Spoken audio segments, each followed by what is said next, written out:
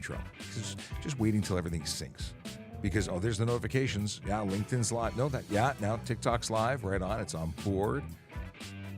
I like it. We got to the song runs out. Because this is Ask a Traffic Cop, and we have to have a little music because it makes the world better.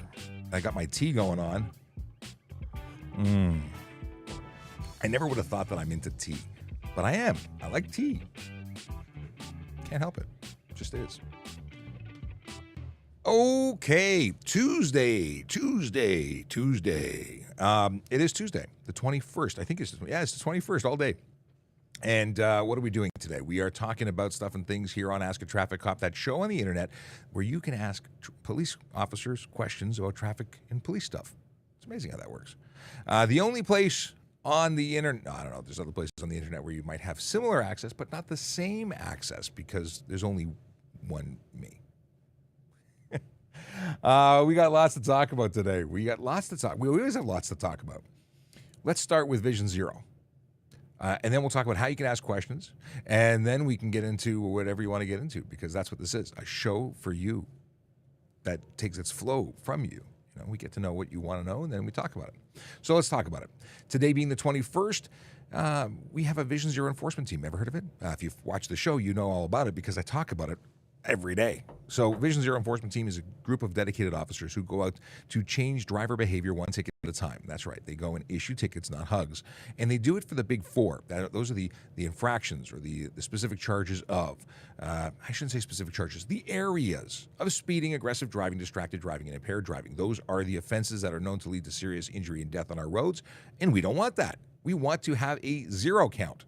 And we don't have a zero count. But it is the goal. Vision Zero says that that minor collisions are going to happen, and it's understood, but the ones that lead to serious injury and death are unacceptable and entirely preventable because it's driver decisions that are going into making these things happen. So we want to change the behavior. We do that with tickets, not hugs. Yes. So where are they today? 32 Division and 42 Division. Those are the neighborhoods of Downsview, Willowdale, Newtonbrook, Bathurst Manor, Malvern, Agincourt, Milliken, Rouge, Scarborough. But this is not limited to just those neighborhoods. There are many, many neighborhoods that I did not include in that list, and it's because I have a 280 character limit on Twitter, and that's why you have that particular list of things, because they're the ones that came to mind. If you have a neighborhood, a hashtag that you think should be included in our daily post, then let me know, because I have the power to update that and include other ones. Maybe we rotate with some others, but those are the ones that stood out to me as the most well-known and had hashtags. Need to have hashtags, or I want ideally to have hashtags, because then it notifies people who follow those tags of hash. Okay, we have some Q&A. Let's see here, pausing there. Cool. Awesome. We have a bunch of stuff we're going to talk about. There was a discussion about, that's a great discussion Michael has suggested. Let's get into things. Just a quick hello to Rod Thibault. We have Tracy, Jack. We have Bradley, Maddox, Ryan, Paw. We got lots of people jumping into the live. Good morning to everybody. We have Goddess and Vinny. And hey, if you would be so kind as to share, regardless of the platform you're on, share the live with everybody you know. You know, the people you like, the people you don't like, the people that you think need a little help with their driving, even the people who are doing a great job. Now, that's saying about drivers, but you know what? Pedestrians and cyclists, they can benefit from this too, because we talk about safety for all. It's not just about driving, getting your license, and knowing about a ticket. It's about being safe on the road, and we talk about it all here. Got questions? We got answers. Let's get into it. If you want to ask questions, you can jump into any platform except Twitter. That's right. Twitter, you can watch us, but you can't talk to us. You can, however, use the link in the bio of any of our platforms. Somebody's calling me, but I can't answer it. I don't know who it is, but I can't answer it. Sorry. If you go to the link in the bio, you'll get into our, what is it called? Linktree. And the Linktree has links to all of our platforms. So you can jump on to TikTok, YouTube, Twitch, LinkedIn, Facebook, Instagram. You can get to Twitter, but Twitter doesn't work for questions. You can alternatively go into our thing called Volley app. It's a thing called Volley. It's an amazing platform. It allows you to send me video, voice, or text, and you will be getting some video, voice, or text very shortly from one of our friends who is a regular on the show. We will play it for you right here. So let's talk about that. Chase started off with a volley with a voice. Oh, we have a greetings and salutations from Michaela Draconis, who is in our volley space. We've got some discussions about taillights. USA style or Euro style, whether they remain white when not illuminated or red. Okay, we can talk about that. Chase, let's. Are you allowed to have clear taillights, the Euro versions of the red taillights in the back? So that is the question that this image that you can't see deals with. Can I show you? Maybe I can show you what it looks like. Let's see if I can pull this up. Because it makes no sense if I'm just talking about it, but you can't see it. So Volley on my phone. Come on, Volley. I typed Collie. No, we're not talking about, and I did it twice. It's going to be one of those days. All right, Q&A and photos of photos. Here we go. Photo. Okay, bigger the screen. Make it on side. Here we go. So the question is, on one side, you've got Euro, the other side, USA, different styles. So if the bulb, when illuminated, is red, it's fine.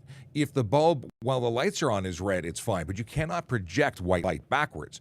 But I don't have an issue, and I don't believe there's any issue under the HTA as to what the resting color is. In fact, new manufacturers often have white lenses with a red bulb behind it. Perfectly okay. Now, the license plate cover on that Florida car would not be legal here. I don't even think it would be legal in Florida. But that license plate cover is tinted. And we'll be doing a lot of discussion about that because it seems to be that people don't understand. So that, if someone tries to tell me that that is clearly visible at a distance, no, it is not. And that is more than enough to let any covering, frame or cover, absolutely prohibited. $110 fine. There you have it. What else we got here in Volley before we jump into the regular stuff? Yes. Oh, fantastic. Michael called me out for having forgotten to read dad jokes. I have a number of dad jokes here. We try and read a dad joke every day. My wife gave me a calendar of dad jokes, and they are not exactly magical. This particular deck has been suboptimal. However, there is a deck that our friend at the front desk has that has much better jokes, but they don't have any blue on them. So this is printed in color, and we're going to give extra points for the ink. In any case, let us get into what's going on. I got to switch camera views here. 1 second. I got to switch this one to this screen. There we go. All right. Lots of stuff coming onto the screen. We got Jacob with a good morning. We have LinkedIn who says one Sean is enough. And I'm assuming that's Andrew. Thank you, Andrew. We have, a question from Jack. Here's a great one. Do you need insurance if you have a car but don't plan on driving it? So, if it's being stored on private property, do you require insurance? No. Is it a good idea to have fire and theft on it? Sure, because if you don't, it won't be covered when it's stolen out of your driveway, and we know that vehicles are being stolen left, right, and center. But if it's going to be on the road, you have a minimum requirement of insurance. It cannot be driven on the road without an insurance policy on it. So if you had to, we've covered it. You don't need insurance if it's on private property and you're not driving it. Most insurance companies don't allow you to put insurance on for a week, take it off for a week. You usually pay for a year, and if you cancel it, you don't drive anymore. Cool. Okay, what does this say? Bradley Valentine asks, when do police pull car computer data to prove or disprove things? Generally speaking, that's going to be involving a major collision. We generally don't, as a practice, pull data from every vehicle. We would get that based on a major collision. And that's when we're trying to piece together, when we don't have that information, we're trying to put together all aspects of the collision, what led to the collision, was speed a factor, because all that stuff is stored. Very often in less serious collisions, we can see things because speedometers have a tendency of sticking where they were left. Okay. Oh, here's a good question. I like good questions. Can you explain the process of getting your M license? Yeah. Basically, it's a little different than if you were getting your G. G, I think most people are. First of all, we have graduated licensing in Ontario. So the deal is that you would apply for your, what is a 70-day permit. I think it's still 70 days. That's called an M1. When you have your M1, you can operate your vehicle alone and only alone. No guests, no passengers allowed. And you're allowed to operate it from a half an hour before sunup and a half an hour after sundown. And that is because you have to have that a little bit ability to get back to where you're going. So you cannot use any 400 series highways or any highway that has a speed limit over 80 kilometers an hour. There are some exemptions. It's in the driver's handbook. And Big Bub says 90 days. Well, thank you for correcting me. So 90 days, and within 60 days, you can take your M2. Awesome. Thanks very much for the correction. That's from Big Bubs coming in from Twitch. Now, and actually, let me show you some love by putting it on screen. So much appreciated for the correction. I always get them. I for some reason thought it used to be 70, and maybe it was when I was getting mine, but whatever. It has changed, and that is a good thing. So you can do it, and you can go take your test. Now, I suggest taking a proper riding course. You can get them at all sorts of different institutions across Ontario. They're awesome. They really give you a basis for riding if you've never ridden before. I rode dirt bikes. I rode things. I never took the course when I first got licensed. I did take it later. I think it's an incredibly valuable tool to be safe. You need to be safe on a motorcycle, and that's not being telling you that it's your fault when you get into a collision, just that you have no protection when you're on a motorcycle. I know I'm in this office because I was in a collision on a motorcycle. I was a member of the motor squad, and I am, very concerned for the safety of all people on the road, but I have a connection to the motorcycling community. I want you all to be safe. Okay. Let us go into stuff and things that are coming in. We have, is wheel camber illegal? This is a good question. It depends. There is a minor amount that would be acceptable, but camber that is extreme or beyond what's legal would be illegal because it's unsafe. It's changing the amount of, it changes the contact patch of the tire to the road. So camber is basically, what's a good example? We use this piece of this block. If this is your tire, how do I point? Okay, here. This is your tire, and when you start changing the angle in which it meets the road, you can't see that for the Instagram, folks. It changes how much. So at some point, some people are using the tire and they're running across this edge, the sidewall. Well, that's going to cause a failure, premature failure. It doesn't give you a good contact patch. It's just not safe. So is it illegal? Absolutely illegal when you go beyond that. Some cars have minor camber, and it's meant for track cars. It's meant for cars that are going to be cornering, because when you put when you're in a turn, you're rolling the weight onto the tire, and then you get a bigger contact patch in the turn. But we're talking city driving. No one should be dealing with that. Nobody. Good morning, staff. we got Mike that in LinkedIn. Good morning. Good morning. We have a question from daytime. This is from Dale Rusian. Hopefully I got your name right. How about daytime running lights? I have amber demon eyes as running lights. Is this legal? Well, I don't know what color amber demon is. I'm going to assume they're amber, more amber and less demon, because I don't know. I just assume demon is red, but we'll go with amber. So if they're amber lights, they're legal because you can project forward to out of the front of the vehicle white or yellow. No red. Red is prohibited. But you can have amber or yellow, which are generally for fog lights, but you can run them to the front. Back in the 70s, a lot of vehicles had yellow lights as their primary lights. It was legal.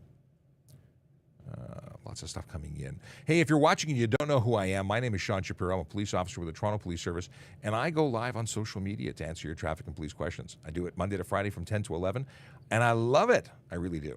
I have a lot of fun doing it, and I hope you enjoy it too, because this is all about you, for you. We want to make sure that we get rid of any confusion and not cause any more confusion. But we have topics that we know lots about, and we have topics we know less about. But we try and give you the best information possible when we address it. And if we don't know, we say we don't know, because there are times when I certainly don't know. And then I call upon, the support, the sergeants who join on the show on a regular basis. We may be seeing Sergeant Kulik in a little while, but Sergeant Campbell was here earlier, or yesterday. And he is here today, but I don't think he's joining us. Okay. What about license plates that are peeling? It is a good question, Marcus. What about them? What do you want to know? Let's talk about it from the beginning. They are peeling because they are defective, or they weren't treated properly, or life happens and they're worn out. You need to get them replaced. If they are peeling, it's $52. If they're not covered under warranty, there is a 5-year warranty, and if you take them back to the ministry, they should be replacing them under that warranty. Now, that doesn't always work, but check it out. And what happens if you refuse or choose not to get them replaced because you don't want to pay the money or you don't want to drive there? Well, it's a $110 ticket if your vehicle's license plate is not clearly legible. It's your responsibility to ensure they're in good condition. And you can't modify them, paint them, cover them. You can't put plastic covers on them to make them last longer. Like, you just can't. You can't even put license plate frames. The ones that come from dealerships are absolutely illegal. I don't know why anyone gets them or leaves them on. You should take them off immediately. Why advertise the company? They're not paying you to rent that space. And even if they are, they're not covering the ticket you're going to get. So if your vehicle's license plate is dirty, obstructed by bicycle carrier or trailer rack or what have you, not allowed. Now, if you're towing a trailer, the trailer has its own license plate, and that is okay. It's reasonable to cover your license plate with a trailer that is covering with a trailer plate. However, if you're obstructing the plate in any other way, it's illegal. I think I've gone well about the concept of just peeling plates. So let me know if there's any questions based on those. What is this? Oh, is there any way to guard against key fob push start theft? So this is obviously we're seeing issues across the city, across the planet, really, when it comes to theft of motor vehicles. And there are a lot of things you can do. There we go. I got to move this chair out of the way. It's bothering me. There are a lot of things you can do. One, you can get a Faraday bag or RFID block box. Essentially blocks radio signals from entering or exiting the pouch. I have them. I don't have them in arm's reach, but I do have a little pouch for my key fob. And when it's in there, I cannot start the car even if I'm standing directly next to it. So that is one way of reducing the chances of theft. But putting physical barriers in the way, using something from the 80s and 90s called the club, which locks to your steering wheel so you can't rotate it. That's one way. Putting Chase is going to lose his mind because now I'm totally confused. This is OBD or DB? I think it's OBD. OBD, ODB. The port underneath the dash that people use to program new keys. You can put a physical block in there. You can do all sorts of things to prevent or make more difficult accessing that port where bad guys use it to do it. If you're not going to use a pouch or a blocker like the one I described to the port that I can't ever get the right name to, you can also make sure that you put your keys far away from the door, because what happens is they will come up with an antenna, a relay system. They'll come up with an antenna to your door and try and catch the proximity sensor or the key using a giant antenna to then reproduce that signal and take it to your car. So there's things you can do. Now, additionally, you can put in a remote start or a remote ignition cutoff, which is a hidden switch or combination electronic system that allows you to, even if they had the key with them, they'd need to know the combination or know the location of the switch to bypass to get it to start the car. There's tons of things. But here's the sad truth. If they want your wheels, they are going to take it.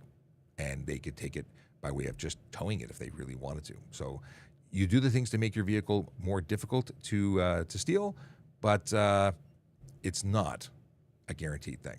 And bad guys will take it. And we see these things, cars showing up all over the place. Blinking brake lights, illegal or no? So I thought for the longest time that they would be illegal, because there is a section under the Highway Traffic Act that says flashing, or specifically intermittent flashes of red light, is an offense under the HTA. And what I'm seeing on most of these vehicles is a 5 flash and then solid. Blink, blink, blink, solid. And that, in my opinion, is not illegal. Here's the thing. It's my opinion.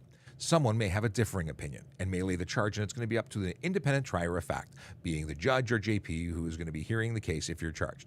Again, I don't believe they're illegal. I think they're perfectly legitimate and draw attention to your vehicle to help you stop safely and draw the attention of the driver who's probably got their nose in their phone, because that's happening a lot. We've written a lot of tickets already this year, and we'll continue to enforce laws related to, well, all of the big four and all of the offenses that we come across. But yeah, I don't believe there's anything wrong with that. And I had modulating headlights on my motorcycle when I was in the mountains doing things. I think that those are absolutely legal too, because the law says you can't have wig-wag, but it doesn't say you can't have high beam, low beam modulation during the day. Okay. Here's a great comment from Randy.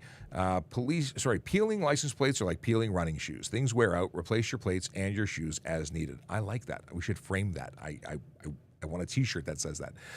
It's true. Windshield wipers wear out. You got to replace those too, or they don't work. Your license plates wear out, and yes, technically you don't own them, but you are responsible for maintaining and making sure they're always legible, or you get the ticket. Nobody else will. And then things happen where you can't actually renew your license plate. Bad things. So take care of the things. Now, I think I mentioned it earlier, but I never got into it. There is a 5-year warranty on license plates. If these are prematurely failing, you can take it back and say, I need a new one. It's failing, and they should replace them. And there's also a B series of plates that are well over 7 years old, and they're still being replaced under warranty because they were known to be faulty. What is this? Michael says, the maker of yours spent all the money on color, but not a better comedian. Yes, Michael is absolutely correct. The maker of this particular deck of dad jokes spent all the money on color ink. Okay. Here, this is a good question. Let me swing by here. Can I use ceramic tint? Let's talk about that. What about side-mounted plates? We'll talk about that. What's this one? High. Okay, this one's good. We'll talk about that. We have a whole bunch of good stuff. I'm just scrolling through because I am going to flag all these questions for things we got to talk about. And that too.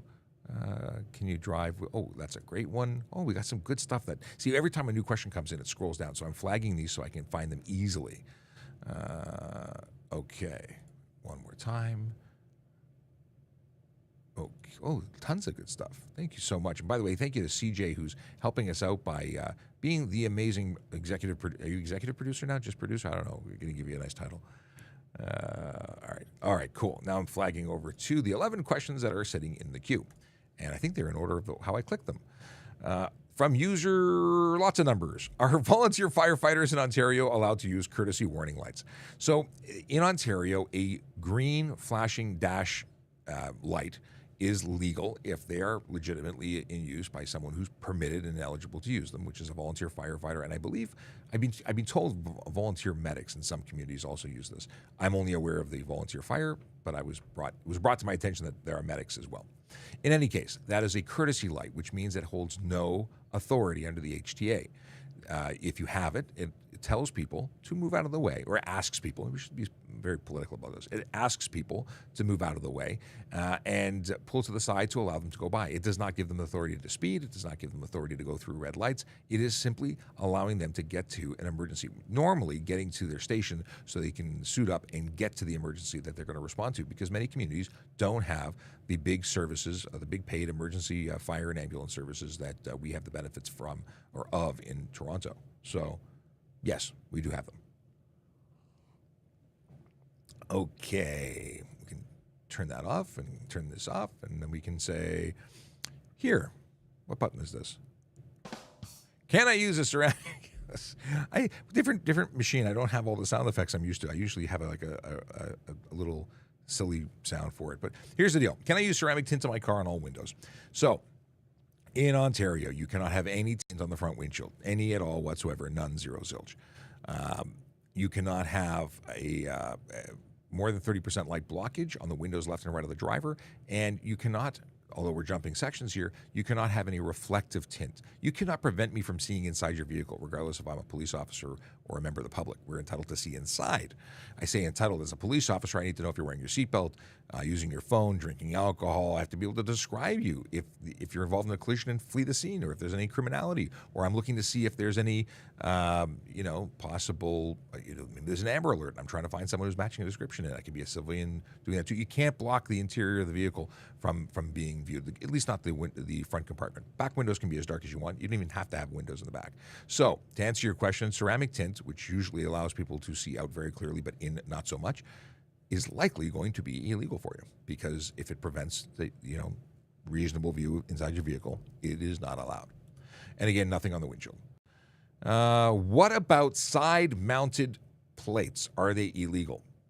I need to understand what you mean by side-mounted plates, because if it is off-center, and you mean that by side-mounted, then that's legal. If you mean rotated, and it's no longer horizontal but vertical, and it's no longer being placed on the vehicle as per the regulation, then that would be illegal.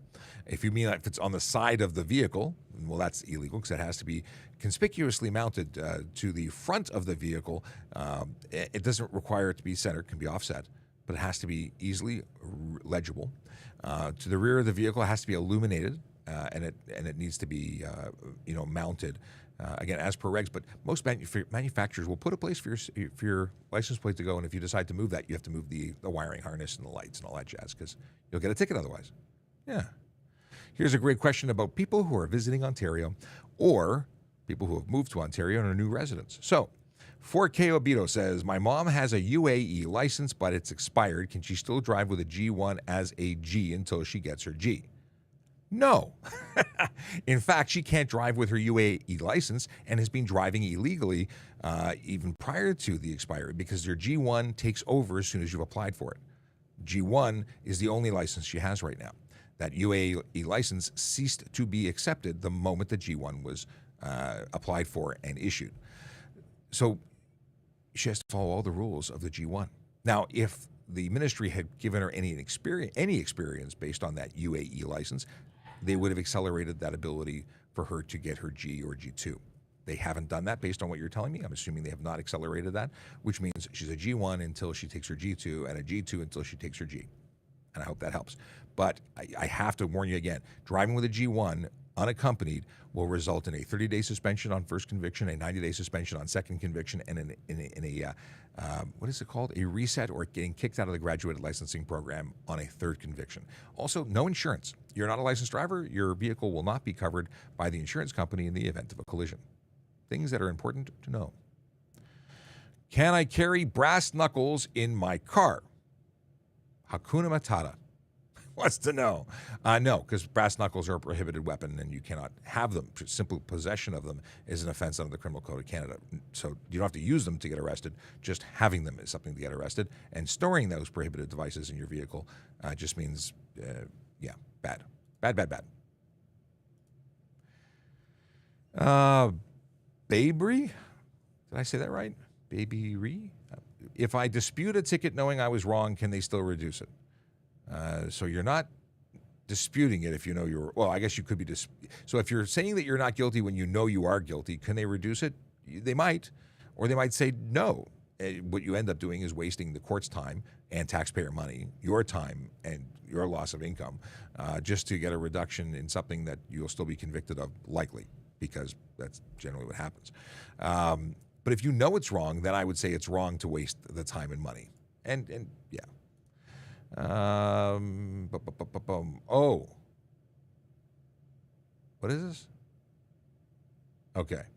So there's a concept, and CJ just sent me a message saying, that they may be just trying to get time to pay, or they may want to have guilty with an explanation. So this concept of guilty with an explanation is really just guilty. But very often people will say, I'm guilty, but can you give me a discount? And yes, they can do that. That's not disputing it. That's saying I'm totally guilty, taking responsibility for what they did, and then saying I'm broke. I got kids, I've got no job, I've got stuff going on in my life, and the courts are understanding. The courts can give you the opportunity to say, you know what, I'm totally giving you the $110 fine, but I'm giving you 6 months or a year to pay.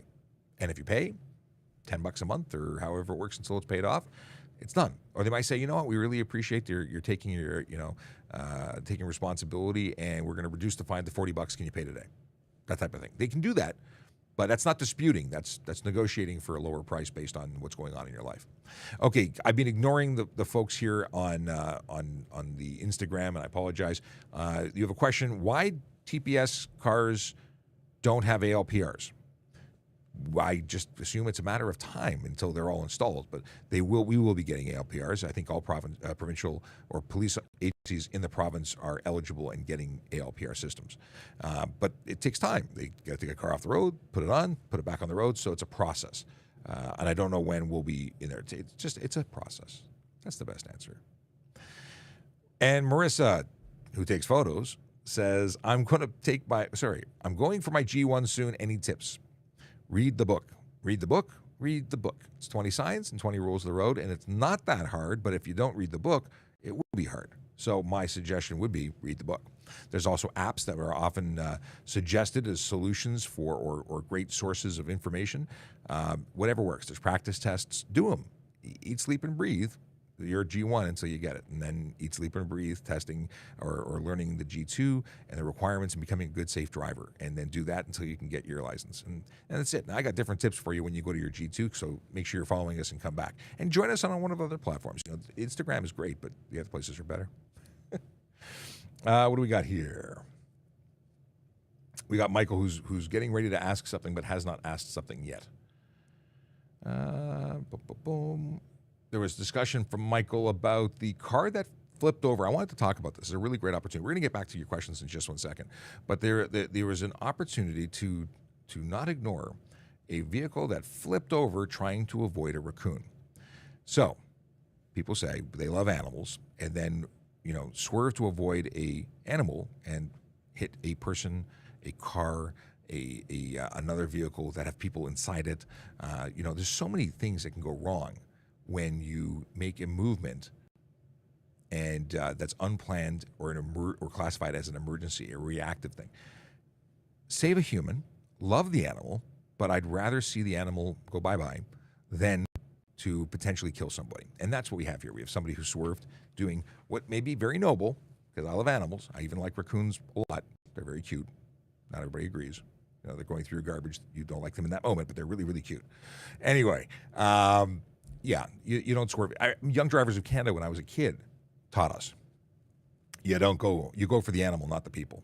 And the problem is that in a city like Toronto, if you're going anywhere but on the road, you're taking the risk of hurting somebody.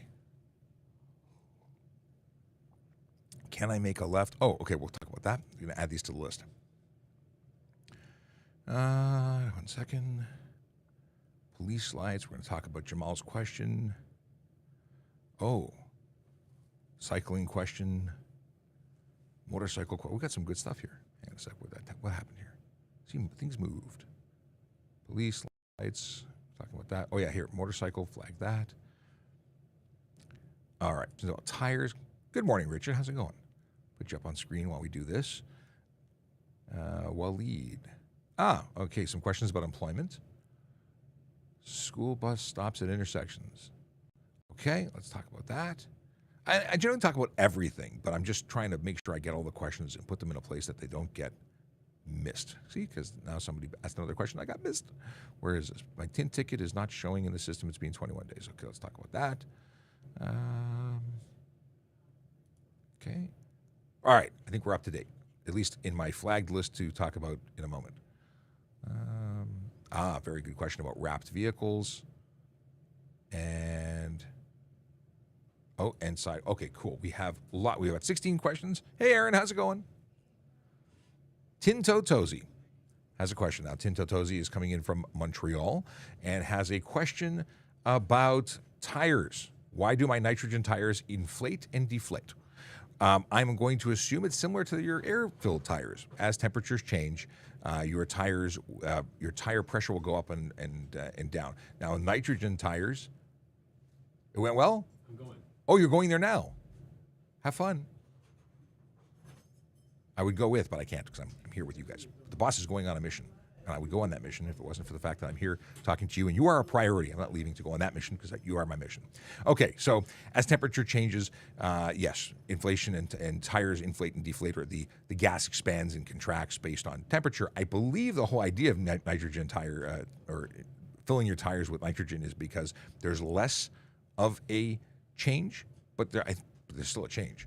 And for someone who's more sciencey than I am, maybe you could provide an example or a further in-depth explanation. But I hope that answers your question, at least the rudimentary one. Can you drive with bare feet is the next question, and it is a good question, and it is one that I grew up thinking was in fact illegal, and I was in fact wrong. Yes, I believed it because my parents told me so. And guess what? Your parents don't know everything, and the law does not support a charge for barefoot driving. Now, it is not safe. It is not suggested. It is not the best way to go, but it is not illegal. We suggest wearing good footwear that will not become, flip-flop and dislodged behind a brake pedal, for instance. Flip-flops, bad for driving. Really something you would avoid. I would rather be barefoot than wearing flip-flops, to be quite honest. Now, when we discuss barefoot, I always think it's important to mention your toes. Your toesies will not appreciate you slamming down on that pedal, slipping off, and possibly hurting them in an emergency situation. Not only will you not provide even pressure to the brake pedal when you need it, like to stop in an emergency, but you're going to hurt yourself and then end up smashing into something. Okay. Let's talk about the next question, because we have questions. There's lots of them. Hoopla says, if you get into an accident, well, I have to correct you there. It's not called an accident. It is a collision. Accidents suggest no one's at fault, and we know that somebody made a boo-boo when there's a collision. Are you allowed to leave the scene of the incident as long as reported? Well, it depends. You see, there are situations when you are permitted, after exchanging information, to go to a reporting center. But in the event that someone is transported to hospital by ambulance, or if there's criminality, or if there's no exchange of information, there's a whole bunch of reasons where you can't leave. So you're better off to call police and get direction. Because if you leave and there's some confusion there, you might find yourself being charged. So the scenario being, there's less than $2,000 damage. You exchange information. Can you leave? Yeah, you can. Now that less than $2,000 and nobody's transported to a hospital, and there's no criminality, and there's no city property, you know what you can do? Go to our website. In fact, go to trafficcop.ca, and there's links to our website, which just happens to be tps.ca, and you can find the instructions of what to do in the event that you're involved in a collision. There's also other great links, like how to check a driver's license status. If you want to loan your friend a car, make sure that they are actually licensed and valid, because if you loan them your car and they aren't licensed, well, guess what? You're responsible. You can be charged.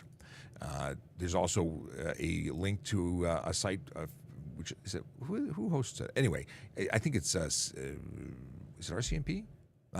It's a site that allows you to see if the vehicle you're looking to purchase is on the stolen list. Oddly enough, things like this happen. That's why sites are built to help you out. So lots of great information there. Trafficcop.ca. For those links, and if you're just talking about what to do in a collision, you can go to it from trafficcop.ca or tps.ca. We have Offaloozy. I don't know how to pronounce that. I have a provincial warrant. What should I do? You should probably turn yourself in. You should call your local police and explain to them that you're going to come in with legal counsel in tow and turn yourself in. Why? Because it makes sense. It's just the right thing to do. The better you turn yourself in with a lawyer present than having us find you at another time. Okay. Is reckless... here we go. Oh, we got Michael, who has sent me something. Oh, we got a couple of things here. Okay. We'll come back to Kayla Draconis and Michael, who have stuff that they've said, and we'll talk about it in a second. But Just a Bike says, is it reckless driving if a car passes a cyclist? Is it reckless driving if a car passes a cyclist at high speed without maintaining a 1 meter distance? It could be. First of all, reckless driving isn't a charge that we lay in Canada. We have careless driving, dangerous driving, and a multitude of in-betweens. But there's a specific charge for failing to provide the 1 meter distance. But you say high speed, and then it depends on how high the speed is, and there's all sorts of factors. So it depends. But definitely they'd be eligible for charges. Which one will depend on the specifics. But absolutely, people who put vulnerable road users like cyclists at risk, we want to charge them. Now, as for animals, Kayla Dracona says you might want to avoid moose. You might be better off in the ditch instead. Fair point. We don't have many moose in Toronto, but I do or have met someone who drove through a moose, and they broke every bone in their body. They happened to be on a Harley Davidson when they did it. Maybe they would have fared better had they been in a vehicle, possibly a tank. But moose are big, and they hurt when you crash into them. They get hurt, and so do you. Can I make a left from a two-way street to a one-way street on a red light? The answer, DR, is no. You can make a left on a red light to another.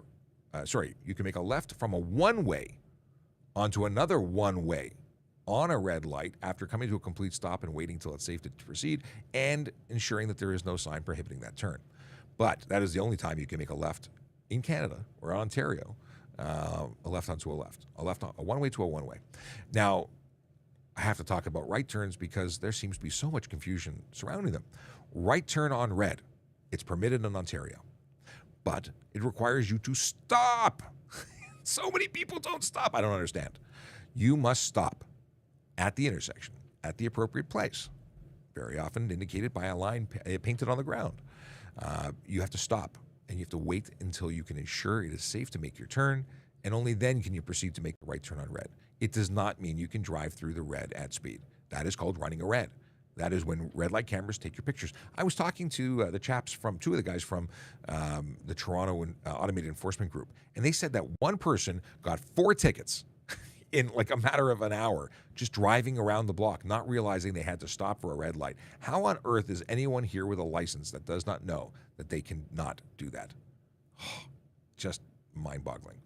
I want those people to not have licenses. I've said it. If you don't know you have to make a stop at a right stop before making a right turn, you're putting pedestrians at risk, cyclists at risk, motorists at risk. You should not be driving. Okay, Jamal's CLA. Can you have police lights on your car in a parking lot to record a video?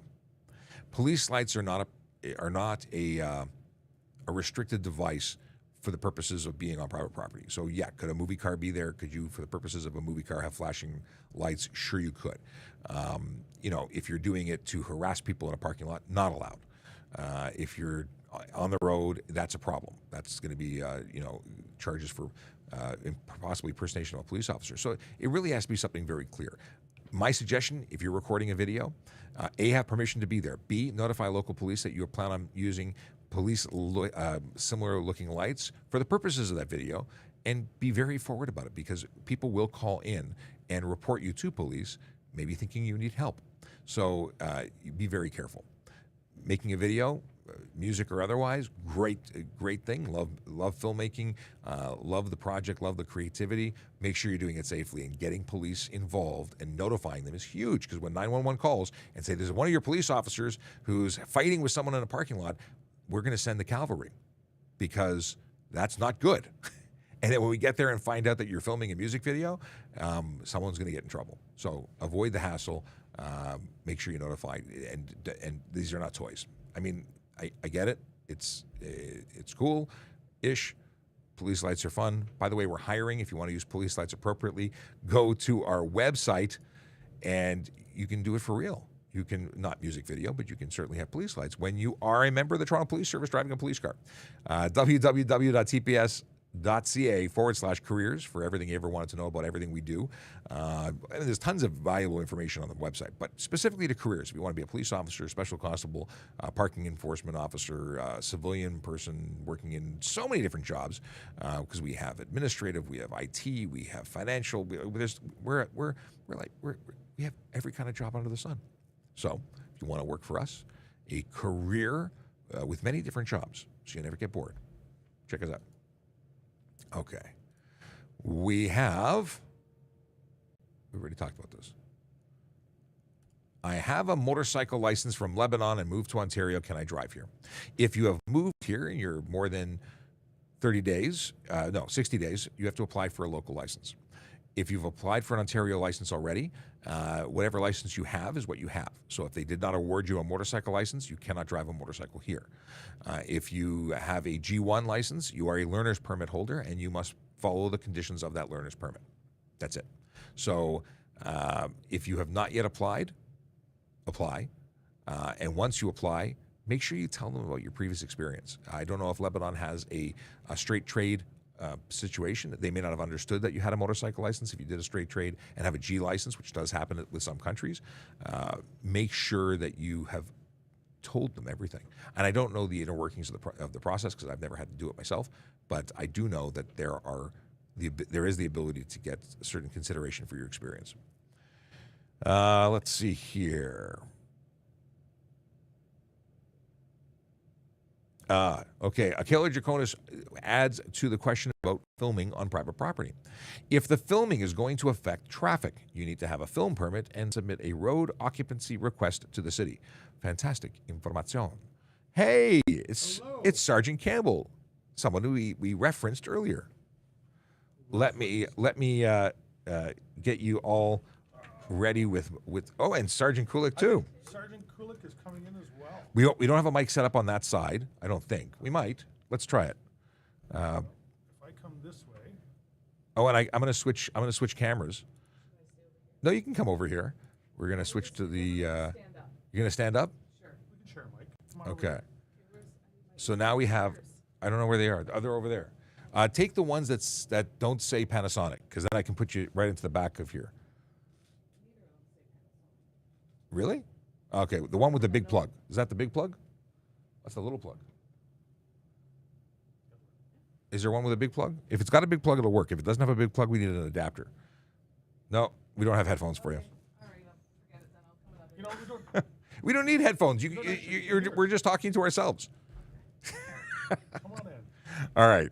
We now have 3 people on camera, but only one person can be seen on the Instagram account. If you want to see more than me, you should join us by going to trafficcop.ca, where there's links to all of our different socials. Come over to YouTube. Come over to TikTok. Come over to anywhere but where you are. Yes. Okay. So we were talking about movie cars. Now we're going to see what Chase has to say, because Chase is on the case. So for stunt driving, there's the option that you can get up to 6 months in jail. Now, do you know a scenario where you would get stunt and possibly get jail? Because wouldn't you just get charged with dangerous operation if it's that serious? So there's a number of charges that allow for the option of up to 6 months in jail, and it's up to the courts to determine whether or not you need to go to jail. They can ask you, they can give you a fine, they can give you a fine or jail, they can give you a fine and jail. That's entirely up to them. That applies to a number of things. I think distracted driving gives you the option for that. Am I mistaken with that? Why do I think that there's an option for that? Certainly they can do it for stunt driving, they can do it for insurance. And I'm going to double check, because first I want to say that it's inclusive. I was going to bring up the insurance thing as well. Yeah. The maximum fine is $25,000, but that doesn't mean it's $25,000. Oh, I should give you the microphone. Oh. There we go. Now they can actually hear you. So talking about the insurance, the maximum fine for no insurance on first offense is $25,000. But I can say in all confidence that a court would not give you a $25,000 fine the first time up. The fine is going to be quite large, but it's escalating in the sanctions that are placed against you. That's what the court system is there for. And that's why it gives you a wide range of penalties. So just looking at the handheld, for some reason I thought there was up to 6 months in jail. I don't know why that has popped into my head. I'm obviously crossing wires. Yeah. It doesn't appear to be any 6 months in jail. No. Maybe there should be. That's not a popular opinion, but The distracted? yeah, maybe we can. But Chase, you're absolutely correct that the there we go. The stunt driving is a provincial offense, and dangerous driving is a criminal offense, and you're more likely to actually have time in custody because of conviction on a criminal offense. Okay. Waleed wants to know, any tips for the TPS interview process once applying? Practice, practice, practice. Practice, practice, practice? Yeah, if you, start thinking about questions that may be asked, like, for example, tell us about a time in your life where you helped somebody, or tell us about certain experiences you've had, things like that. You know that they're going to ask about previous jobs, and really it comes down to articulating everything that you're saying, right? Justifying and backing up everything that you've got in there. So I would say have a friend or family member ask you some questions. Just sit down with them, start to feel comfortable getting asked questions. They may not be the ones that you're going to face in the interview itself, but it's that comfort level of having somebody asking you and putting you on the hot seat. Yeah, if you're comfortable and you have all these things in your head, and you may never have to talk about the things you think about, but it's good to walk through all these experiences you've had that may be good examples for times in your life when you're or conflict or racism or all these things. And at the end of the day, be honest. Honesty is the most important thing. That's what I was about to say. Be honest in your answers that you're giving. I keep stealing your ideas. You know what? We want the right type of person, and sometimes, even though you may want the job, you may not be the right type of person. Better to find that out first than to get into this job and get yourself into trouble because you're not the right type of person that we're looking for. The honesty, the integrity, the fairness, the respect, all goes into what we are all about. Yeah, the ultimate candidate is going to be someone who wants to serve their community, wants to deal with themselves, and honesty, integrity, all those key points of someone that you would want to entrust with protecting you. And I would say go on to our Toronto Police website, look at what our core values are, look at what everything that's on that website there, see how your life fits into those qualities that we're looking for. Have you had community engagement? What have you done, whether that's volunteer work, all kinds of stuff. So fit yourself into each of those categories, and I think you'll do well. Yes, and good luck. And we are currently hiring www.tps.ca/careers for all the information you ever wanted to know and more. Tony Song says, would the ownership need to be changed if the car is wrapped? And the answer is... Depends. Depends. If your vehicle is now a different color, whether it be multiple colors or one single color, then you have 6 days to update your ownership document to reflect the change. Yes. But if it's a wrapped with the same color, then you wouldn't, because wrap is not a function. It's color that is a function, or that is a change. And I'm going to move on to another question. Do bike riders really, do bicycle riders, I assume you're referring to bike to be bicycle riders, really get tickets for riding on the sidewalk? Is it mandatory for them to ride roads? Every jurisdiction is going to have different regulations and rules. In Toronto, there is a bylaw preventing the use of bicycles on the sidewalk if you are over the age of 13. So if you're 14 and above, am I saying that right? Is it 12? I believe it's 12.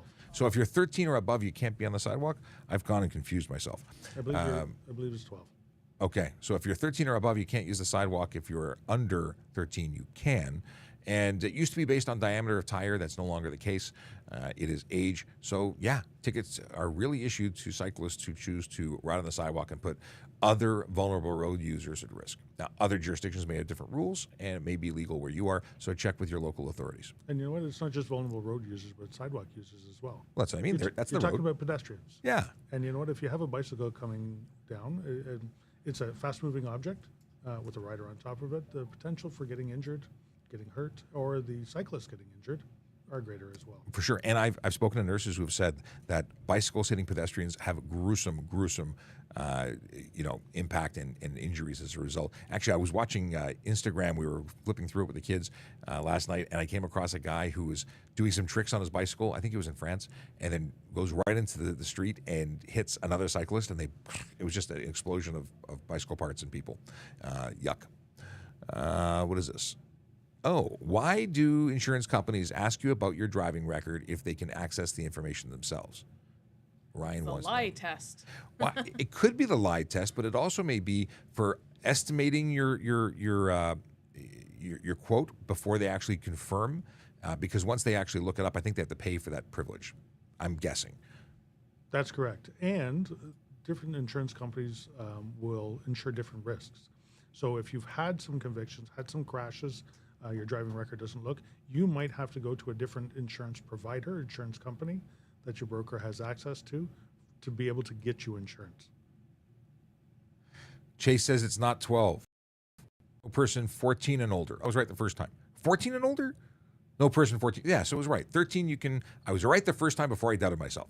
13 years old, you can ride on the sidewalk. 14-year-old, you can't. According to Chase, who has, of course, verified all facts and information from the Toronto website. He just likes pointing out when we're wrong. Yeah, You know what? but it's awesome. We are going to need one for the board over here. Yes. So we have a Sean and a Murray board. When one of us is wrong, we'll have to put Chase up there. I think that's, yes, honorary member of the panel.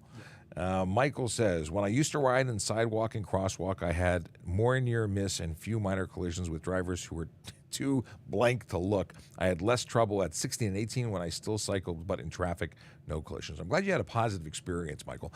But the truth is, motorists are looking for people on the road and fast-moving, traffic, whether it be someone who's jogging through an intersection versus walking through an intersection, it does increase their odds of collision. And actually, somebody who's been arguing with me about pedestrian safety actually brought that stat forward. They sent me a graphic, and it said you're, I believe, twice as likely to become involved in a collision if you cross a crosswalk while jogging versus walking, and 4 times, if I'm quoting it correctly, 4 times as likely to become involved in a collision if you are skateboarding or scootering through a crosswalk, which makes perfect sense as to why you're not legally allowed to ride a bicycle through a sidewalk. You have to walk through. You have to get off and walk. Boom, boom, boom. So that is that. What do we have here? Scrolling back for a second. Let me go to the next question. I'll come back searching for more goodies. What information, or what are ALPR systems allowed to give you information on? So an ALPR system really just gives you the license plate, and it's what our systems do with that license plate information afterwards. So I know our current systems that we have right here scan for stolen vehicles. And that's the only parameter that they've set into the system to just notify on stolen vehicles. The new system that is funded by the provincial government is going to check an awful lot more things. The license plate, is it valid? Is it current? Because we don't have stickers to show that anymore. It's going to show that the registered owner, if there's anything that is going on with the registered owner of the vehicle, if they're not licensed, if they're suspended, if they're things like that. So it is going to go in a little bit more in depth, but it's all the same information we had in the first place. It's just doing it automatically. Yeah, it's making it safer for us and more giving us an ability to run more plates at the same time with a higher chance of finding people, because we're always looking for people who are violators. This will just add some automation to it and hopefully catch people who are driving without insurance and without licenses and or who are wanted by police. These are good things. What do we have here? We got some questions in the queue. We're running close to the end. If you don't know who we are, I'll let everybody introduce themselves. But my name is Sean Shapiro. This is Ask a Traffic Cop, and I'm here Monday to Friday from 10 to 11 to answer your traffic and police questions. And I'm often joined by these two. Yeah, I'm Murray Campbell. I work with Sean. We work collaboratively together, and sometimes we cross-pollinate in our jobs to try and make sure, maybe not cross-pollinate, but we cross over into each other's Yes. fields to cover each other over. And I'm Sergeant Melissa Kulik, and we are a great team here. We all do media stuff. Marie does some towing.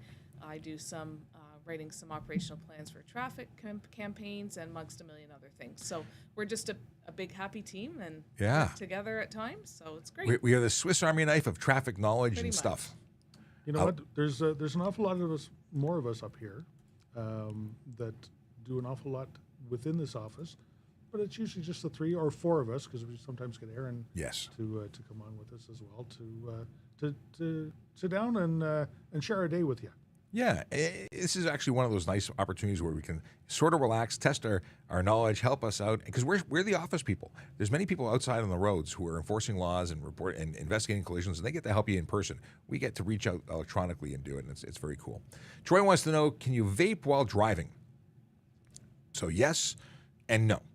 You can vape while driving, assuming there's nothing illegal about the contents of your vape juice, and if there are no children under the age of 16 present in your vehicle, because that would be covered under the Smoke-Free Ontario Act, saying that you cannot do that. Yeah, but also I've heard terrible things about vape. I don't know anything. I don't use them, but other than the fruity, smelly stuff that I occasionally walk through, I understand it's not very healthy. Just saying. Well, neither is smoking, so This is true. I don't know if it's truly better or not, but that's another discussion. We have a John Dias who says, you're supposed to have probable cause to pull someone over.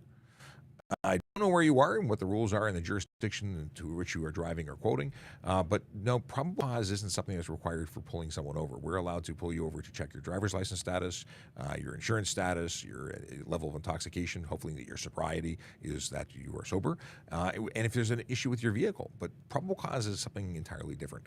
and I think that's an American term as well. Yeah. If you look at our ride programs up here, we don't have cause to pull you over. We just stop every car or every second car or every 5th car and to check for your sobriety. So we do the same thing for driver's license, for your car and everything as well. Now, we have another one, another question altogether. Harpreet wants to know, in hit-and-run cases, the person who hits ran away. I'm really doing a poor job of reading this. In hit-and-run case, the person who hits ran away, how does insurance work? Well, generally, my understanding is that the person who ran away and they can't be identified, your insurance covers you. That's the joy of having insurance.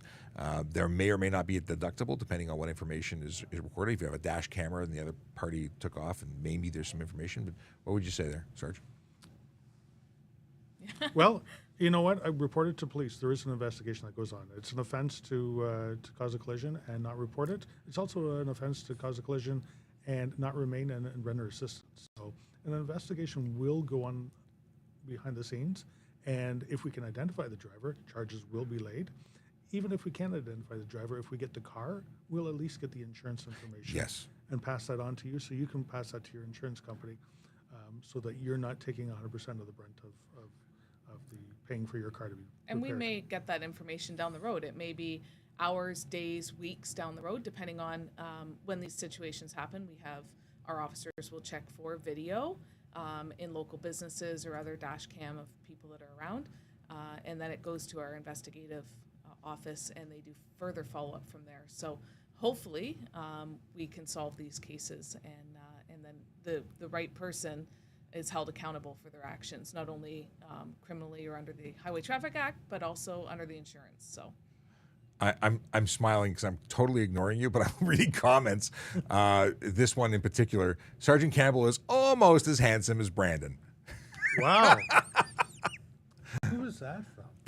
That's from Ryan Pinn, our Nova Scotian driving instructor, who's not wearing his glasses. I don't know. Apparently, and apparently I'm getting the push for promotion. Sergeant Kulik, Sergeant Campbell, and Sergeant Shapiro coming soon. No plan for that at the time at the moment, but there was a recent oopsie-doo on City TV where they promoted me in the news. They called me Sergeant Shapiro. So good for you. Yeah, not only I got a name change and a 5-second promotion. That's right. It's done. Do you have to have an active license in order to have your vehicle plated on the road? That's an interesting question. I don't think we've had that. No, you can register a vehicle as long as you're 12 years or older. 12 years old? Yeah, you can. I didn't know that. You could have someone who passed away in your family that's handed it down, essentially, right? And Yep. you're not going to drive it at that point if you're too young, but So still own it. to own a vehicle and have it insured, you are required to have a valid license, or the person operating has to have a valid license. But to own it and change it into your name, no, you can do that. Very cool. Yeah, we had someone call into Dave's Corner Garage a couple weeks ago, and they had lost their license for medical reasons, I believe, and they had someone they hired to drive them. They own the vehicle, and they don't want to sell it. They like it, so they want to know information about storing it properly. Can you get a ticket for not wearing your seatbelt in the back seat? Yep. If you're 16 years or older, then it is you get the ticket.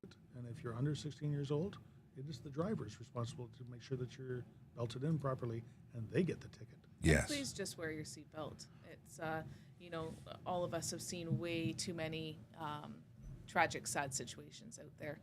And, it's just not worth it. And especially if you have young kids, just take that extra few seconds to make sure their child seats are secured properly. It's just better for everybody. Yeah, nothing will get you hurt faster than being ejected from a moving vehicle when it stops moving and you don't. And if you don't think it can happen, there's a lot of videos out there you can check out on YouTube, and may change your mind. Yeah, airbags don't do it on their own. You really have to be wearing that equipment, otherwise it does not help you. A couple questions, and we're going to be ending the day. We have, why do you not go after loud bikes like Harleys that are obnoxiously loud but pull over cars with exhaust systems? Oh. Guess what? Yeah. You're absolutely wrong on that. Yes, you are. And not only that, City of Toronto in particular has a bylaw specifically targeting motorcycles with loud exhaust systems, or lack thereof, when you have straight pipes and things like that. There are charges that the ticket for that's $500 for having a vehicle that idles, or a motorcycle that idles at 90 or above 92 decibels. I think I'm saying that correctly. And they have teams that go out in conjunction with the Toronto Police to go enforce those. We do stop anyone who's making unnecessary loud noise. But here is the caveat, and maybe why there's some confusion.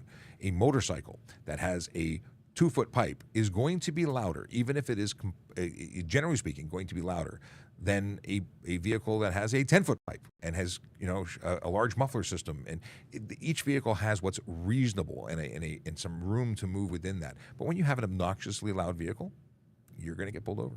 And you know what? Each vehicle manufacturer, each motorcycle manufacturer does manufacture it, and it is certified the way it's manufactured for use in Ontario. If you go and modify it, that's where the problem comes.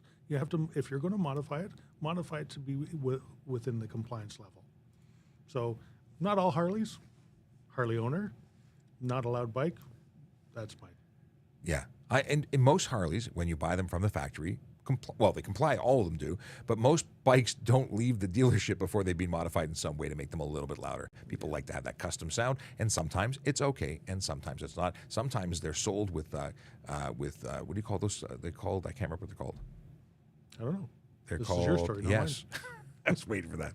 I can't remember what it's called. Baffles. Hey, I got and one right. removable baffles. And sometimes they're sold with the baffle to make it legal, and then someone takes 2 screws and removes the baffles, and suddenly it's this loud, obnoxious pipe. How far can my tires on my truck stick out from the fenders? Well, they're not supposed to stick out from the fenders, but my understanding is there's a 1/4 inch of leeway, and that's from a mechanic friend of mine. I've not confirmed that number of 1/4 inch. But the ones that are sticking out, full tire width outside of the fender, absolutely illegal. And I've got some recent footage of OPP pulling over and charging vehicles that don't comply. It's not safe. Not safe for people around the vehicle when the vehicle's moving, like pedestrians, or if you're making turns. But also, when it rains, your wheel has to be completely covered to stop the spray from sticking up the back. So, if you see transport trucks, you will always see that they have big, huge mud flaps that cover the entire width of the rear wheels to stop that from happening. Chase has got a great statement here. There's a lot of like modified cars at the auto show that are super illegal. Like they have the steering wheels that come off, or like windshield tint that's crazy. Now, since license plates are ministry property, could the police technically, like even though it's private property, could they remove the license plate since it's illegal and it's ministry property? So it's not about taking the plates off when it's in private property, because maybe they towed them there. Maybe the plates are not being used on the road. If they're on the road, they're in play, and that's when we would pull the plates. Yeah, it's a fines committing offense. So I remember many years ago, there was a Dark Nights show at the Markham Fairgrounds, and when the police showed up, no cars moved. They were all towed off the property by the owner to avoid having their plates seized. And yeah, none of those cars should ever be on the road, but people do a lot of things that are silly because they choose to do what they think is cool versus what is safe and legal. So here's a question. Does the Toronto Police have a plane? Saskatchewan recently got one, and people don't realize how much it helps. I don't know if we have a plane. If it is, it's a secret one because I've never seen it.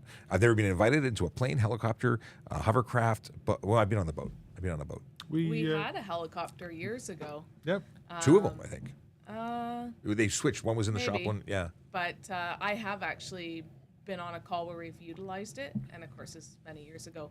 But we caught the bad guy, and it's because the plane had infrared, or the helicopter had infrared, and we were able to track him down after he'd done a break and enter, and it was awesome. But unfortunately, Toronto hasn't had one, and if we need one, we have to borrow from York or Durham. Or And OPP, they do have, so and they charge us. So yeah, but if we need it, it's better so to if we borrow. need it, it is there. I imagine it's cheaper to pay for it when we need it. You know that rental fee. I wonder if you get a mug or anything. What are the bonuses? Okay. Try that one right above there, Sean. Which one? That one. This one? Yep. That's the one I was looking for, as a matter of fact. Does Canada have any restriction for diabetic or epileptic drivers? I'll give you your microphone. That one I know pretty well. So it is the responsibility of the driver if you are having a reaction to make yourself safe before you're operating your vehicle. Should say you're an epileptic driver and you are having a seizure, your doctor is responsible for reporting to the ministry whether you are safe to be operating a vehicle. If we find that you're having a seizure or a diabetic episode or a low blood sugar, we will write that report to the Ministry of Transportation for a driver's license review, and you may get your driver's license suspended medically until you can prove that you are in good enough control to operate safely. It happens quite a lot, so spend the time and make sure you are safe before you go. Elliot says, "Get that lady a chair or a stool, gentlemen." Yes, we're Thanks, horrible. Elliot. Yeah, and then we got Chase who says, "Chevrons on the shoulder look badass." Yes, they do, but they come with a lot of responsibility. Let's see here. Why don't you enforce signals, window tint, maintain lane, or keep right? We do. Some things we focus on more than others. We are looking for people who are putting lives at risk, and tint and some things tend to get lower on the list because our focus is on that of the ones that lead to serious injury and death, of which tint can contribute. So it's still on my list, and I still write or would write those tickets if I was on the road. But that's just, we don't get everything unless we're seeing it, and the priority has always been Big Four. What is this? Someone got a ticket and it's not showing in the system 21 days. Contact the courts. I don't know what to tell you about why it's not there. You might get lucky. Maybe it'll disappear. If it hasn't been there in 21 days, that's probably good luck for you. And that is it. That's it. I got to go. I got to We're go to done? headquarters right now. All right. So with that, have a wonderful day. We're back tomorrow from 10 to 11 to do it all again. But I really do appreciate everything you do by coming and hanging out with us, and Chase and all the gang who are regular folks, Michael and Crystal and all the folks who are in our what is it called? That volley group? Yeah, that community, our community. Really do appreciate it. If you are not following us, please do on whatever platform you're on. Hey, follow us on all the other platforms. Follow us in different places, and it doesn't hurt. You can follow. It's free. Anyway, have a great day, everybody, and we will see you soon here. Oh, wait. I'm going to put this music on while I get the other music because You forgot about it. I did. Normally, I have it queued up and ready to go. Uh-oh. Did I just lose? I might have just closed and messed things up. Maybe this is our music for today. And we're out. No, it was the Twitter. It was Twitter. Let's see if I screwed it up. Not Twitter. It was. Oh, What? No, it still works. I didn't break it. That's fantastic. Whew. I thought I just killed TikTok. Okay. Now, this is the music for the end because I'm done. Have a good one. All right. Bye, everyone. Ciao. Bye.